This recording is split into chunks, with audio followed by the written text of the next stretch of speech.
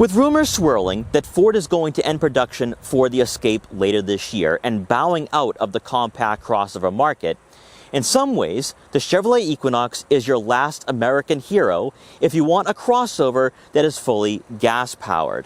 In this segment, it is primarily dominated by the Japanese, with Honda, Toyota, Subaru, and Mazda. But Chevrolet has a crossover on their hands that provides a trim for everybody. The LT, the RS, and the Activ we're taking a look at today. If you need a vehicle that's going to be off-road worthy, that is somewhat rugged, and also gives you some great tech features and I think interior comfort, then maybe taking a look at the Chevrolet Equinox Activ might be a great decision. Now, before we dive into this video, I want to give a huge shout and thank you to Copeland Chevrolet in Hudson, Massachusetts for letting me come down here to check out the Chevrolet Equinox Activ. Their link will be in the description below, so you can check out their extensive Chevrolet inventory. So as always, let's begin with that pricing. For the 2026 Chevrolet Equinox Activ we have today, you're looking at a starting cost of right around $37,600. Now, this is going to be identical in price to the RS, which might perplex some of you guys. You're probably thinking, wait a minute, why would I go with an Activ when I could just choose an RS? What is the difference here? Well, with the Activ, this is your off-road capable trim. So you're going to notice that with the all-terrain tires first and foremost. You're also going to notice that up front, it's a bit more rugged, not as sporty, not a lot of gloss black trim aside from the grille. You're also going to have a slightly different interior with different materials, and we'll dive into that later on in today's video. But if you need a more well-rounded experience, also maybe, if you're someone who likes the Trailblazer but it's just too small for you, that's where the Equinox Activ is going to slot into place very nicely in your driveway. Design-wise, the Chevrolet Equinox does look really futuristic and cutting edge, taking some design elements from the Blazer. So up front, you are going to receive LED headlights, LED daytime running lights, and LED fog lights for better visibility at night or in adverse weather conditions. You're also going to notice these contrasting accents here, which is very prominent for the front fascia. It wouldn't be that prominent on the RS or LT. You're also going to have gloss black for your front grille here, this honeycomb mesh grille design, really nice, and that also carries over to the side as well. And I like this vent design, even though that's not functional, but still looks really, really cool. For the lower portion of the front bumper, here we have some more color contrasting accents to go along with the plastic cladding. Obviously, with around 8 inches of ground clearance, you could take on some light trails or the off-road, maybe even snow-covered roadways as well. Now, as you make your way over to the side profile, here we have our all-terrain tires, our 17-inch alloy wheels as well. This is going to be the huge difference here because with the Equinox, you can go with all-wheel drive, right? You have the 8 inches of ground clearance, and now with the all-terrain tires to pair up with off-road drive modes, now you can take on those elements. You can take on some hardy winters up here in New England or in the northern reaches of the US. Now, you are going to have body color match side mirror caps, but no turn signal indicators. I am surprised by that for a vehicle coming in at around $37,000. But you are going to receive blind spot detection for added safety. You're also going to notice the gloss black roof rails as well, which is a nice touch. And we had that moon roof, again, optional here for the Activ. And there's going to be some more gloss black trim for the lower portion of the windows. Then as you make your way around to the back here, this is where the Chevrolet Equinox kind of looks like a baby Traverse. And by doing that with this design, the Equinox kind of looks a bit more upscale and more cutting edge than ever before. I really like the LED taillight design here that makes its way over to the side portion of the rear fascia, and there is some gloss black outlining these taillights. Really nice. Also more gloss black for the rear window. Now, when we take a look at the bottom portion of the rear fascia, here we have the cladding once again, color contrasting accents, and no visible exhaust outlets for that cleaner appearance. So if you're looking for a vehicle that does look a bit more lower profile, but does have the capability, and also, of course, you have these beefy tires, which will help out with the ride quality, by the way, then I think going with the Activ over the RS might be the better solution here at around $37,600. Powering our Chevrolet Equinox today is going to be a 1.5-liter turbocharged 4-cylinder engine, producing 175 horsepower and 203 pound-feet of torque. And since we have all-wheel drive, it is paired with an 8-speed automatic transmission. Front-wheel drive models do get a CVT, so not as engaging, not as exhilarating being behind the wheel of this vehicle. Also with all-wheel drive, you get that capability that you're looking for here out of a crossover in this class, and that will go hand in hand with the all-terrain tires. Now, a lot of you are probably going to be questioning, what about that fuel economy? So for the 2026 Activ, you're looking at right around 25 miles per gallon in the city and 29 miles per gallon on the highway. Now, this is far from being class leading in this market, which is why I would advocate for a hybrid powertrain option here from Chevrolet, because I do think it would go a long way for this vehicle moving forward. As we transition to the interior, it needs to be stated that our model is very, very well equipped through optional packages. And sure, this is a top trim alongside the RS, but for not a lot of money, you can make your Equinox an upscale daily driver here at around $40,000. So let's talk about these two packages that we have on our model. So through the Convenience Package 3, which is $950, you're going to receive ventilated front seats, an 8-way power passenger seat, power lumbar support for that passenger, driver memory settings, and heated rear outboard seats. So for less than $1,000, I mean, you're getting some luxury amenities here. But it does get even better through the Safety and Technology package for $945. This gives you a digital rear view mirror, front fog lights, rear pedestrian alert, HD surround vision, which will give you a top view camera, we'll showcase that in a minute, and traffic sign recognition. Now, also should be stated here that we do have the panoramic moonroof, which brings in a lot of natural light to the interior. Now, personally, I think you can live without this package, but I don't know if you are forced to get the moonroof alongside the Convenience and Safety and Technology. Either way, though, when you're looking at topping out at around 41 grand, this is pretty impressive. Beginning with these seats, you are going to have power adjustability on both sides, but the upholstery is where the Activ takes a bit of a turn compared to the RS. You're going to have suede microfiber front seats. Now, I gotta be honest, I like this upholstery a lot more than the Evotex upholstery in the other trims. This is really premium, it's comfortable, and with the Activ, these seats are actually pretty plush and supportive. I'm kind of surprised here. Should I say impressed? But also what I like too is that on the headrest, you have the Activ badge. It's these smaller details that Chevrolet has really showcased to us over the last few years with this generation, where it's like, this isn't going to be that cheaper crossover that we got last generation. This is making a great first impression here. Now, in front of you is going to be a heated premium wrap steering wheel. It feels really nice in the hands. No aggressive 10 and 2 or firm 9-3 grips, which I'm perfectly okay with here. In front of you will be a full digital gauge cluster. We have talked about this numerous times in the Chevrolet product line. Now, I personally think for myself, I would leave it on the Google Map display, so that way I'm not looking at the infotainment system. But you can customize this layout with 3 different layouts, so that way if you want more of a minimalist design, you can have that, or if you want to have a more traditional layout, you can do so as well. This is very straightforward, not super in-depth or intuitive, but I think it's just enough here for a mainstream crossover. Now, also you will have paddle shifters too to rotate the gears yourself. With this being an all-wheel drive model, you are going to have an 8-speed automatic transmission. Now, as you make your way over to the infotainment system, here we have the same screen that we're going to find in that Traverse, in that Trax, in that Trailblazer. And one thing you're going to like here is that you will have wireless Apple CarPlay and Android Auto compatibility to go along with the Google Assistant, Google Play Store, because we do have Android-based software here for this generation. Now, this infotainment system is very straightforward. Yes, there is that climate menu, as you see with the widgets on the home screen.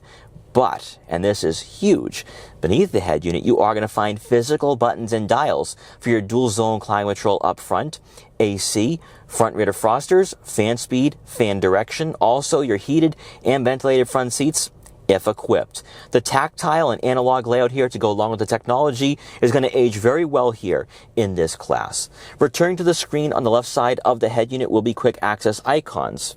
Again, straightforward stuff that we have seen numerous times. You're going to have your controls and safety tab, but then also your smartphone connectivity through Bluetooth, your onboard navigation through Google Maps, then your radio settings for AM, FM, Sirius XM, Bluetooth, USB.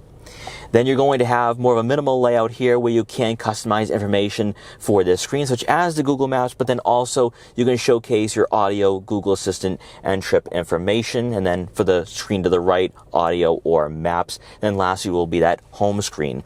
But it does get even better when you place this vehicle in reverse, thanks to the packages that we have here for our model.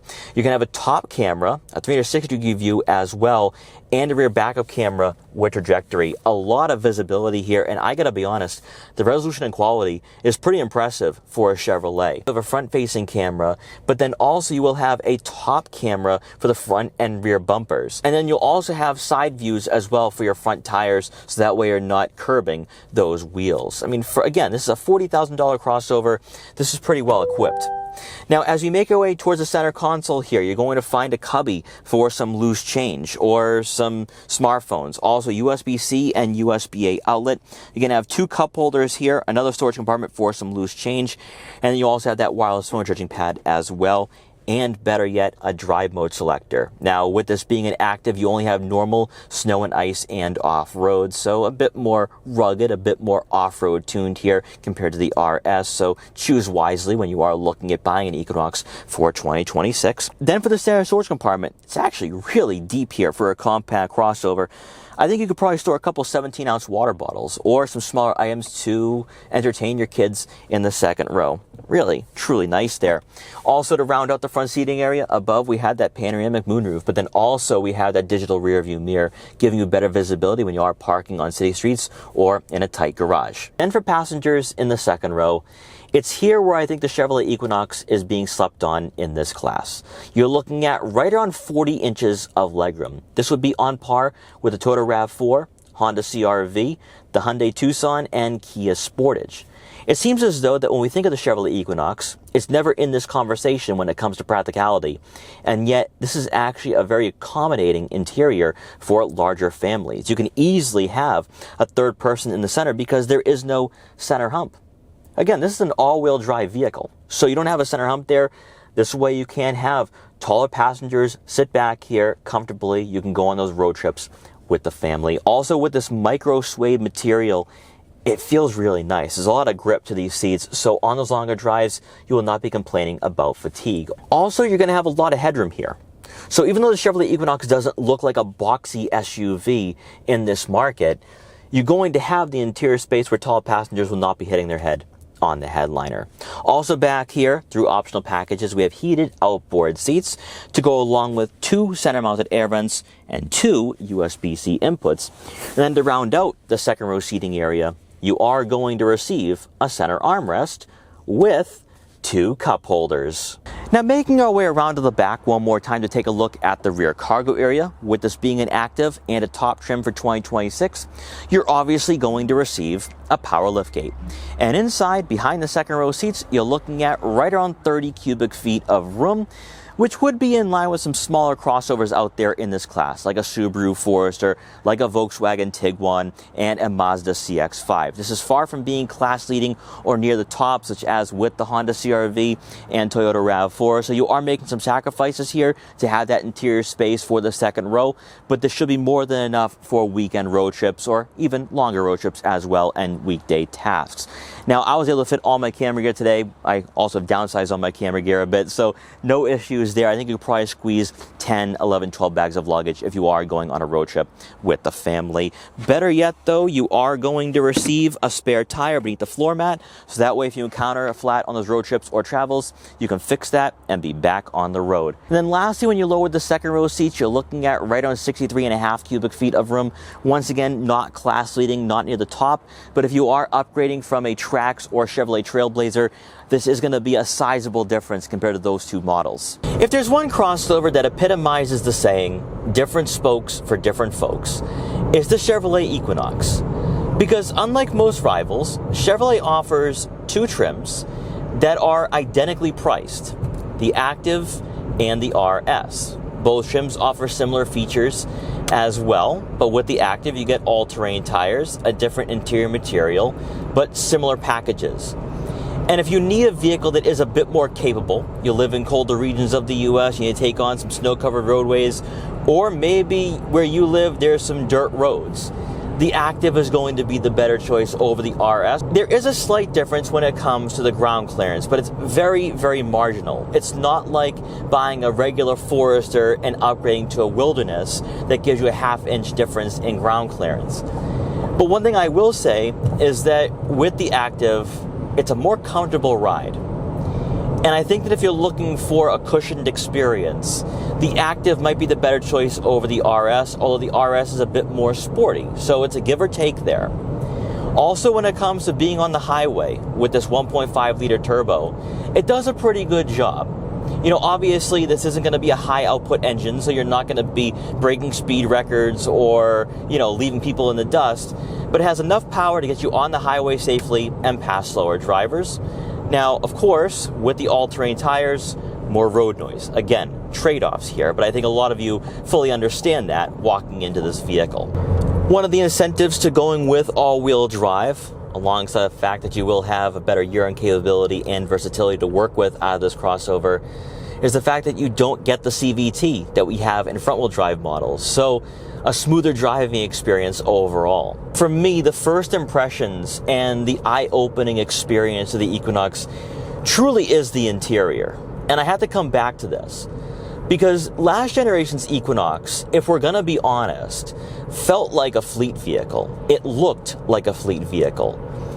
When you get even to the LT, and a well-equipped LT at that, you are receiving a crossover that most certainly feels the price point, and also, in my mind, elevates the Equinox ahead of where it was a couple of years ago. And that's why this crossover in some ways is very groundbreaking for Chevrolet, because this is competitive with the CR-Vs, the RAV4s of the world, although we most certainly need a hybrid option here to go alongside the full EV version. That would be something that I think Chevrolet definitely needs to integrate into their lineup, make this a more valuable vehicle at around $30,000 to $40,000. But for the time being with this 1.5, I think it's more than adequate in this class and falls right in line with other crossovers in this market with similar engines. Another observation here with the Chevrolet Equinox is that it's overall compliant. Its handling, its steering input, it's exactly what you would expect here for a compact crossover. It's not going to be athletic or agile, but for those of you looking for a comfortable daily commuter, this is where the Equinox really shines through, in my opinion. Now, with this being an Activ, though, you do not have sport mode. Instead, you have snow, ice, normal, and off-road. So it is somewhat tuned for off-road driving. I still wouldn't go in that direction. If you need that, if you want that, I don't know if I would put you in a Trailblazer, but I'd probably say take a look at the Traverse with the Z71, although that's a steep price tag, though, jumping from an Equinox to that model. But I think that if you need that, or even if you're just looking for some light capability here, the Activ would probably be the ultimate trim for 2026. Best of all, out of this 1.5 liter turbo, somewhat docile and quiet. So there is a sense of refinement here with the Chevrolet Equinox. So all in all, after this quick test drive, spending some time with the Equinox once again, it has been a full year since the last time I checked out the LT and RS. I do like the Activ, and I like the model we're taking a look at today with the multicolor interior, and these seats are comfortable and plush.